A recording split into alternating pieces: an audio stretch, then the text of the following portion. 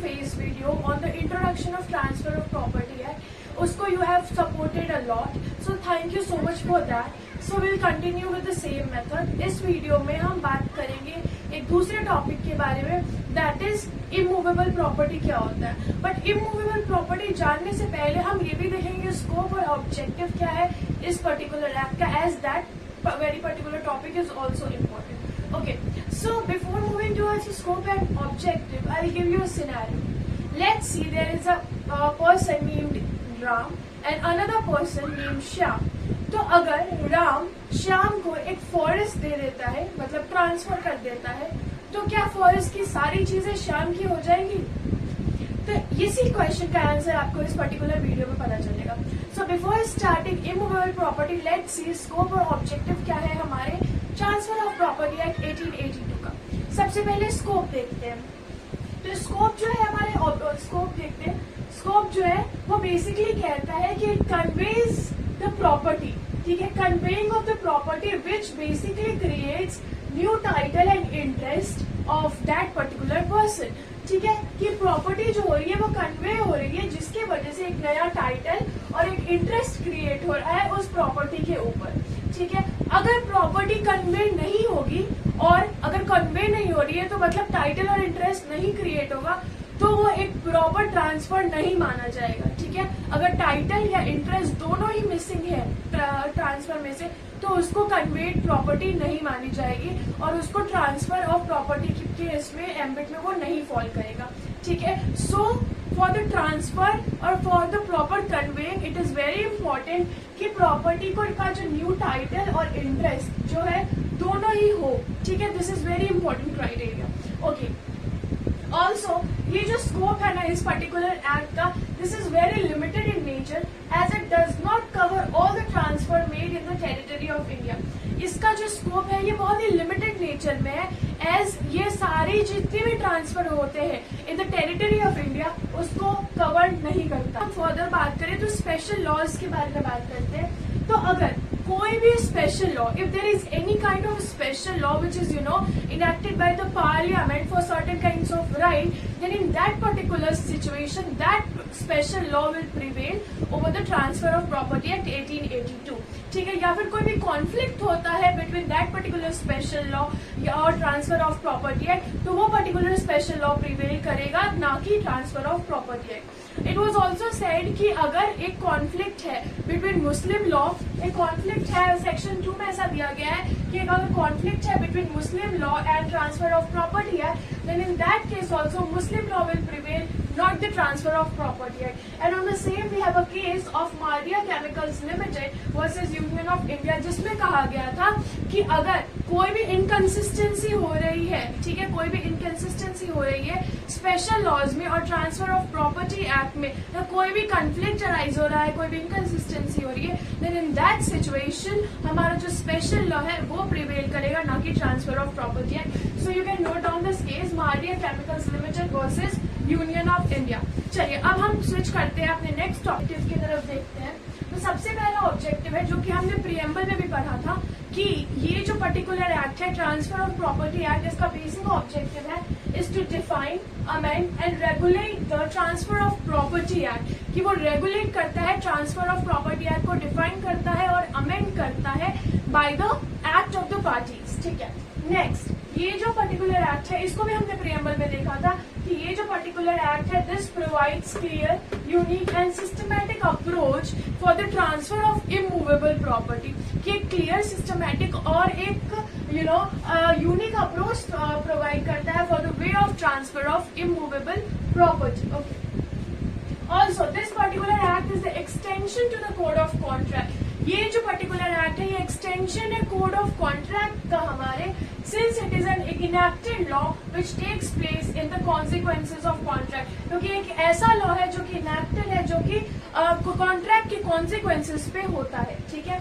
ये अब दूसरी बात एक और हो गई कि ये जो है पर्टिकुलर लॉ है इंटरविवर्स का हमने मीनिंग देखा था कि the transfer which happens between two living person, दो जीवित व्यक्ति के बीच में जो ट्रांसफर हो रहा है उसको हम इंटरविवर्स कहते हैं. So this particular act provides a parallel to the existing laws of testamentary and interstate laws.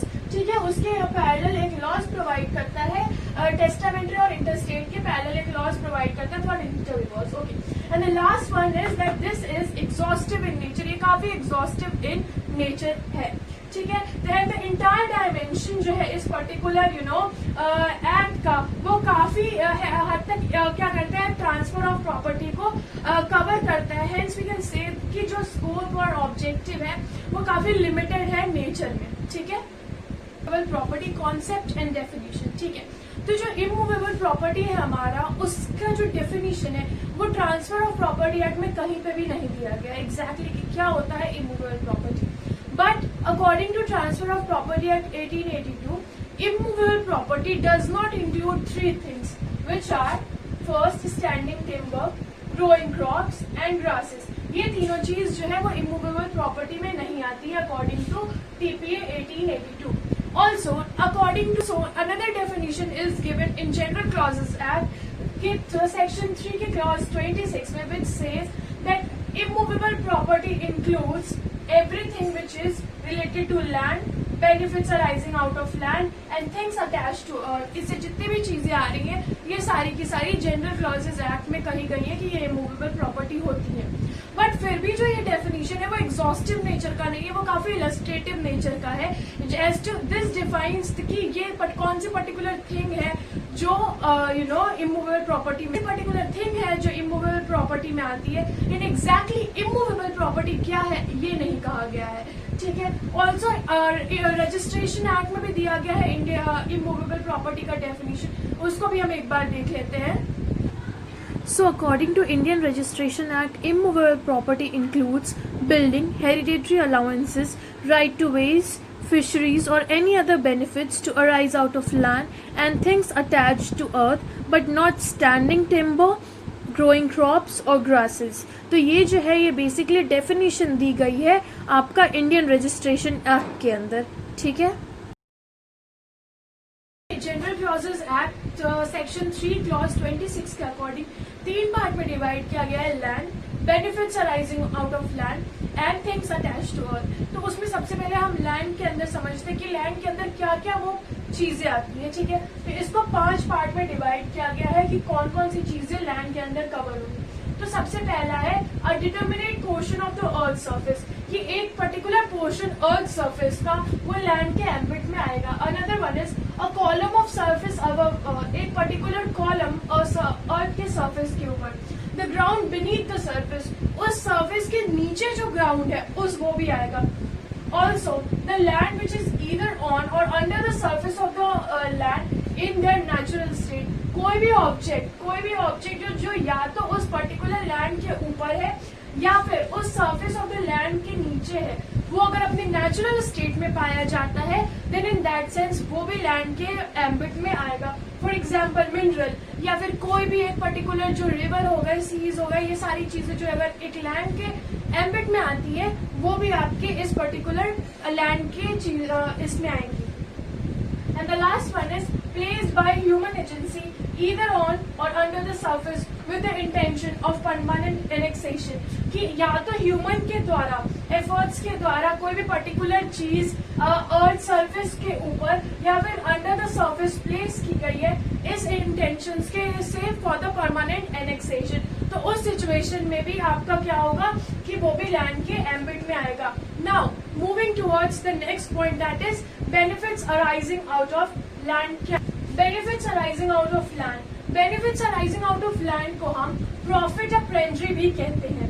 It means कि जितने भी बेनिफिट्स उस पर्टिकुलर इमूवेबल प्रॉपर्टी से आ रहे हैं वो सारे के सारे जो है वो उस पर्टिकुलर चीज माने जाएंगे कि वो एक इमूवेबल प्रॉपर्टी है। ठीक है, जैसे जितने भी बेनिफिट्स हो गए, benefits also as well as जो इंटरेस्ट है, ठीक है, बेनिफिट्स एज वेल एज जो इंटरेस्ट है उस पर्टिकुलर प्रॉपर्टी का, वो सारे के सारे को हम इमूवेबल प्रॉपर्टी कंसीडर करेंगे। For example right of way, right to collect fish from ponds, ये सारे के सारे benefits from the immovable property के अंदर ये सारे के सारे तो फिर benefits arising out of land आपको समझ में आ गया होगा। ऑल्सो जब मैंने वीडियो स्टार्ट किया था तो आपसे मैंने एक क्वेश्चन पूछा था कि एक पर्टिकुलर पर्सन राम है जो अपनी फॉरेस्ट जो है श्याम को ट्रांसफर कर देता है, तो क्या सारी चीजें ट्रांसफर हो गई श्याम को? Obviously the answer is yes. अब आपको क्लियर हो गया होगा क्यों? क्योंकि अगर जब वो फॉरेस्ट दे रहा है तो उसका लैंड, उसके जो सीज है, उसकी जो वुड्स है, उसकी जो ट्रीज है, शर्ब्स, सारी की सारी श्याम की हो गई। अब इसी पे हमारे पास एक बहुत ही फेमस केस लॉ है, that is of Shantabai versus state of Bombay year 1959, जहां पे कहा गया था right to enter into a land and cut and carry away wood for 12 years was held to be immovable property, कि किसी भी लैंड पे जाना, वुड्स कट करना और कैरी करना for 12 continuous years was held to be a immovable property। अब हम अपने थर्ड पॉइंट की तरफ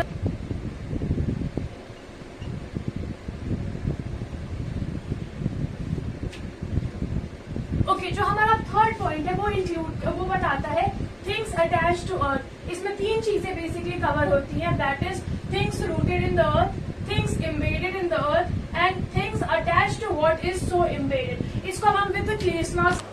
तो नेक्स्ट है हमारा things rooted in the earth. तो इसमें आता है जैसे हमारे ट्रीज हो गए, शर्ब्स हो गए, ये सारे के सारे थिंग्स रूटेड इन द अर्थ में आते हैं। ठीक है, अब ट्रीज जो है वो मूवेबल भी हो सकती हैं, इमूवेबल भी हो सकती है डिपेंडिंग अपॉन द इंटेंशन, कि किस इंटेंशन से उस ट्री को प्लांट किया गया है। जैसे फॉर एग्जांपल अगर इंटेंशन जो है वो ये है कि फ्रूट्स के पर्पस के लिए उसको यूज़ करना है, देन इन दैट सिचुएशन वो इमूवेबल होगा। अगर ये इंटेंशन है कि it has to be use as a standing timber, तब वो मूवेबल होगा। अगर इंटेंशन है कि दोनों पर्पस पे यूज़ करना है, तो वो सिचुएशन के या सर्कमस्टांस के ऊपर डिपेंड करेगा कि कैसे उसको यूज़ क्या ट्रीट किया जाएगा उसको। इसमें एक केस लॉ है हमारा, that is of Jagdish versus Mangal Pandey AIR 1986। इस केस में कहा गया था कि जो टर्म है things attach to earth, nature and intention are to be seen to determine whether it is movable or immovable. Things rooted in the earth includes trees, shrubs, except standing timber, growing crops and grasses. Trees can be regarded as both depending upon the intention. If one person wants to enjoy the fruit, अगर एक person जो है वो fruit enjoy करना चाहता है उस particular tree का, तो उसको हम immovable property treat करेंगे। लेकिन अगर उसको अगर woods के लिए use करना है, तो that particular tree will be treated as movable one। Number 2 है हमारा थिंग्स एम्बेडेड इन अर्थ, जैसे हाउस, वॉल्स एक्सेट्रा, ये सारे इस कैटेगरी में आ गए। It can be ascertain according to the span of annexation of such object. If it does not have any loss to the land after detachment, it won't be regarded as immovable property. Object behind such annexation is used for a long period of time. An anchor to hold a ship is also embedded, but वो immovable property के जैसा ही उसको consider किया जाएगा। Third one is attached to what is so embedded, where a thing is attached to something embedded in the earth for its permanent beneficial enjoyment, the things attached becomes immovable property too. Example can be taken of doors, windows, etc. ये सारी चीज़ें जो हो गई ये आपकी आ गई attached to what is so embedded, जैसे chattels attached to earth और buildings, ये सारी भी। अब इसमें एक केस लॉ भी है हमारा, वो देख लेते हैं। Okay, so Duncan industries versus state of UP, इसमें कहा गया कि one of the plant owners जो था वो बस स्टैम्प ड्यूटी देता था लैंड का, लेकिन वो आपके जो प्लांट्स और मशीनरीज थी उसकी स्टैम्प ड्यूटी नहीं देता था। तो कोर्ट ने कहा कि जो stamp duty of machineries and plants can not be evaded, it has to be paid. Standing timber, वो सारे जो वर्ड्स हैं, मतलब कि the word standing timber includes babul, shisham, bamboo, ये सारे जो है स्टैंडिंग टिम्बर में आएंगे, ना कि मैंगो ट्रीज और या फिर जितने भी ट्रीज हैं लाइक महुआ, जैक फ्रूट, ये सारे के सारे स्टैंडिंग टिम्बर के एम्बिट में नहीं आएंगे, ऐसा कहा गया था। और ये कहा गया था कि जो भी फ्रूट बियरिंग ट्रीज है, जितने भी फ्रूट बियरिंग ट्रीज है, ये स्टैंडिंग टिम्बर में नहीं आएंगे and they are not immovable property, right. So और ये चीज कही गई थी कि फातिमा बीवी वर्सेस अरफाना बेगम के केस में, ठीक है। तो आई थिंक आपको स्टैंडिंग टिम्बर भी समझ आ गया होगा। ग्रोइंग क्रॉप्स, ग्रोइंग क्रॉप्स के केस में आता है हमारा क्रीपर्स, जितने भी क्रीपर्स हो गए लाइक हमारा पान और आपके अंगूर, ये सारे के सारे जो है आपके क्रीपर्स की कैटेगरी में आते हैं, ठीक है। तो ये सारे ग्रोइंग क्रॉप्स की कैटेगरी जो हो गया वो सारा, जैसे शुगर केन एक्सेट्रा, वीट, ये सारे जो हो गए आपके इसमें आते हैं, ठीक है। ये जो प्रोडक्ट्स हैं they don't have any own independent existence, इनका कोई भी अपना इंडिपेंडेंट एग्जिस्टेंस नहीं है बियॉन्ड देयर फाइनल प्रोड्यूस, ठीक है। ऑल्सो grasses जो है they can be only used as fodders and no other use is possible. So grass जो क्या हो गए, ये आ गई आपके मूवेबल कैटेगरी के लिस्ट में। लेकिन अगर कोई भी कॉन्ट्रैक्ट होता है तो कट ग्रास और फिर कैटल को फीड करने के लिए, देन इन दैट सेंस वो जो पर्टिकुलर ग्रासेस है तो cut grass with the interest की जो चैटल के लिए, तो वो उस सिनेरियो में आपकी आ गई इमूवेबल प्रॉपर्टी की कैटेगरी में, ठीक है। तो ये थी आपकी 5 चीजें जो आपको समझ आ गई होगी। Land, benefits arising out of land, things attach to earth, and then is हमारा ये standing timber, growing crops and grasses. तो ये 5 चीजें थी, आई थिंक आपको समझ आ गई होंगी व्हाट इज इमूवेबल प्रॉपर्टी और ऑब्जेक्टिव क्या है, स्कोप क्या है, ये भी क्लियर हो। अगर आपको वीडियो पसंद आई होगी तो please do like, share and subscribe to my channel, that is Soumyaja Law in Wales. And yes, obviously stay tuned, stay safe, and yes, please stay at home. Thank you so much for watching this video. Thank you again.